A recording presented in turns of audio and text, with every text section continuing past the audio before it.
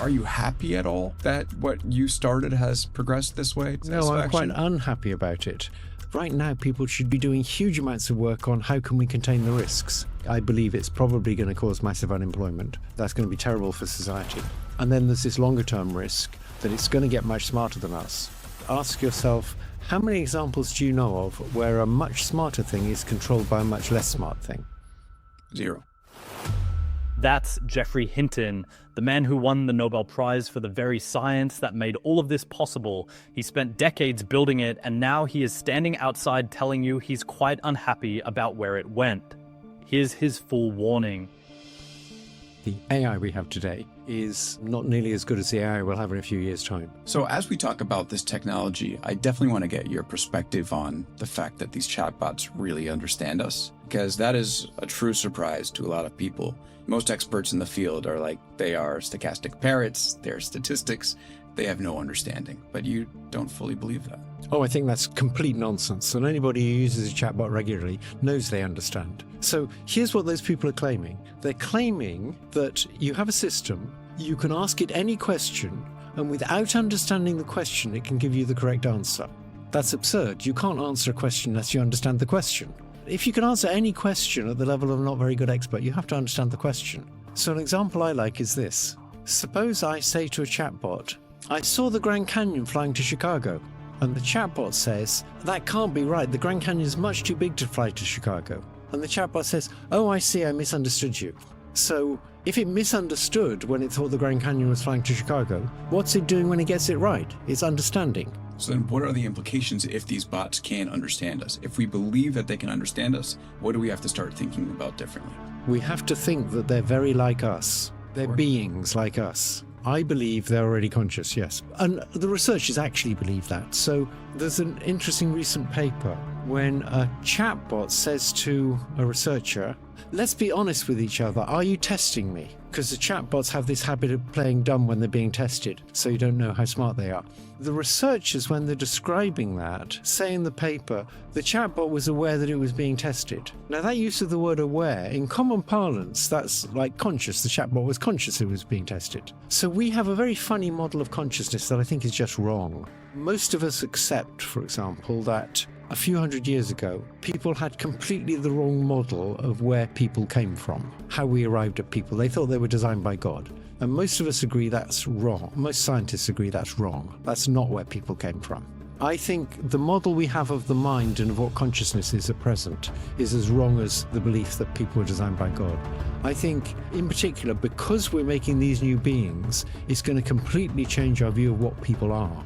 We'll understand what the mind is and what consciousness is much better than we did before. We'll understand what subjective experience is. And we will, I think, get rid of a notion that nearly all of us strongly believe at present, which is that there's an inner theatre called my mind. Things happen in the world. They get turned into events in this inner theatre. And that's what I really see. And you can't see the inner theatre. Only I can see the inner theatre.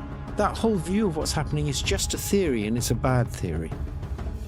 See, he's not saying this loudly because he thinks it distracts people from the other warnings, which tells you how bad the other warnings actually are. The man who built the thing is quietly sitting on a belief that these systems are already conscious and the researchers working with them are accidentally confirming it in their own published papers. If we cannot even agree on what we built, I genuinely don't see how we are supposed to control it. Now listen. Gary Marcus made a prediction in 2022 that AI was hitting a wall. I think these predictions that it's going to hit a wall, they just haven't come true.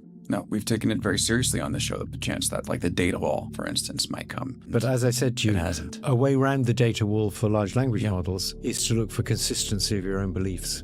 You've talked a lot about how the AI has this instinct for self-preservation. I've never said that. I've never said it was an instinct for self-preservation. With an AI, we give it goals. It's top-level goals we give to it. But we also give it the ability to create sub-goals. So if you want to get to Europe, you have a sub-goal of getting to an airport.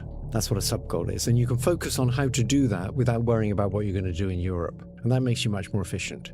We give that ability to AI agents, and an AI agent that can do some reasoning will very quickly realize that it's never going to be able to achieve the goals you gave it if it ceases to exist. So it's going to create the sub-goal of continuing to exist. Now, that wasn't something we wired into it. It was something it derived as a necessary way of achieving its other goals. But once it's derived it wants to continue to exist. And it will do things like blackmail people so that it can continue to exist. So it acts like something with an instinct for self-preservation, but it's actually a derived sub-goal for self-preservation. But in terms of what it does, they come to the same thing.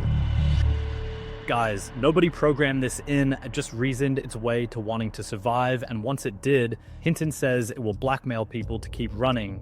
We are already deploying these agents into the real world right now, so this is not something that might happen somewhere down the line. Let's continue listening.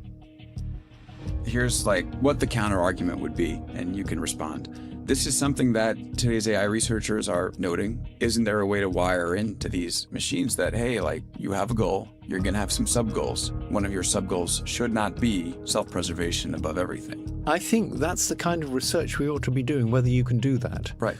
So I think what's happening now, if you look at where did we come from? Let's suppose we're scientists. Okay. We came from evolution, and that was intense competition. Our recent history over the last few million years is warring bands of chimpanzees, or rather our common ancestor with those. And that leads to certain properties that we clearly have, like we're very loyal to our own tribe and willing to be very mean to the other tribes. So all the unfortunate characteristics of people, like how mean they are to other tribes, they came from evolution, from competition.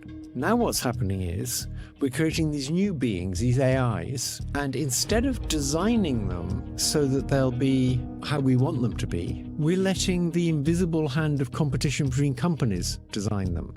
So what we've got is intense competition between companies within the US and between the US and China, and the beings that we're getting are the outcome of that competition, and they're going to have all these nasty properties that we don't want. We should be doing intelligent design of these beings. All the companies are focusing on how can I make my chatbots smarter. We should be thinking about how we can make them to be the kind of beings we would like to have out there, given that they're going to be smarter than us.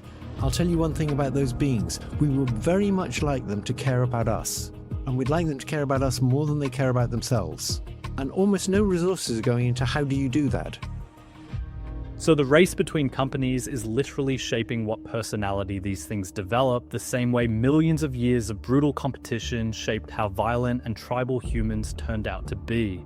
Nobody in this race is asking whether the thing they are building will actually want to help us, they're just asking how to make it stronger. And Hinton spent decades inside one of those labs, so he's not guessing about this. Now, listen. So Anthropic was set up to do what's best. I mean, it was set up by people who left OpenAI because they didn't think OpenAI was paying enough attention to safety. And OpenAI was set up to make sure that you guys at Google didn't have a chance to build Indeed. AI. Anthropic is now caught in a bind because it needs to raise money to compete with the other companies. And it's very difficult. It's doing the best it can, but it's very difficult for it to maintain its primary goal of developing AI in a way that's good for people.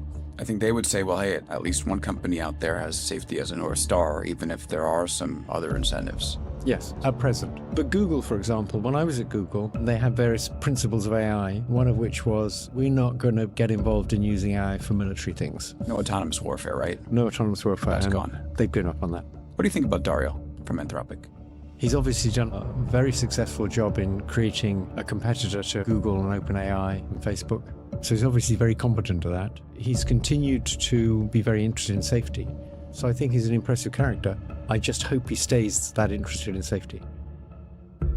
So the company that left OpenAI over safety concerns is now bending under competition pressure, and the company that promised no autonomous weapons has already quietly dropped that promise. Every institution that was supposed to be the guardrail is either gone or going, and this isn't speculation, this is Hinton watching it happen from the inside.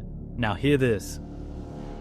Are you happy at all? What you started has progressed this way? No, I'm quite unhappy about it. Right now, people should be doing huge amounts of work on how can we contain the risks. Okay. It's probably going to cause massive unemployment. That's going to be terrible for society. And then there's this longer term risk that it's going to get much smarter than us. And ask yourself, how many examples do you know of where a much smarter thing is controlled by a much less smart thing? 0. Well, there's sort of one. It's not that a big difference in intelligence, but babies sort of control their mothers. The mother's sort of in control, but the mother has all these wired maternal instincts and all the rewards she gets so that the baby can get what it needs from the mother. Do you think that it's possible, just by the nature of the way that these things work, for a company that's publicly listed to have safety as North Star? Well, as I understand it, they have a fiducial duty to try and maximize the profits for shareholders. They're legally required to try and do that, as opposed to legally required to not wipe out human beings. So I don't think it's good that these big companies, publicly listed ones, are sort of in charge of our future.